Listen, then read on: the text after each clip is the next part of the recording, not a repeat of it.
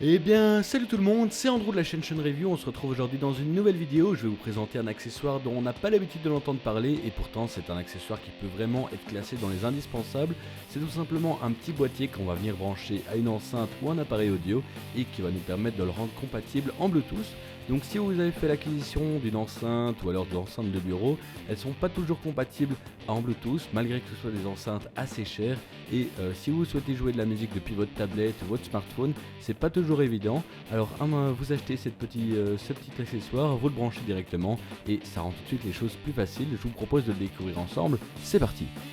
Alors en premier lieu, rapide petit tour du packaging. On voit que le produit est de la marque Philips et après un rapide coup d'œil, on comprend assez bien ce que le produit propose de faire. On va donc pas s'attarder sur la boîte. On déballe rapidement le produit et à l'intérieur de la boîte, on retrouve le boîtier qui va servir d'émetteur Bluetooth, un câble d'alimentation et un câble jack vers audio qui va nous permettre de relier notre enceinte au boîtier.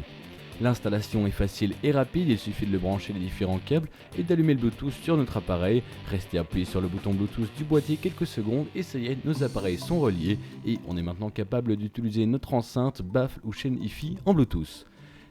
J'ai été très agréablement surpris de découvrir que le son ne perdait pas en qualité malgré la réception en Bluetooth alors que l'appareil n'était au début pas prévu. Un autre point fort de ce boîtier, c'est qu'il est très petit, il trouvera donc facilement une place sur votre bureau ou sur une étagère.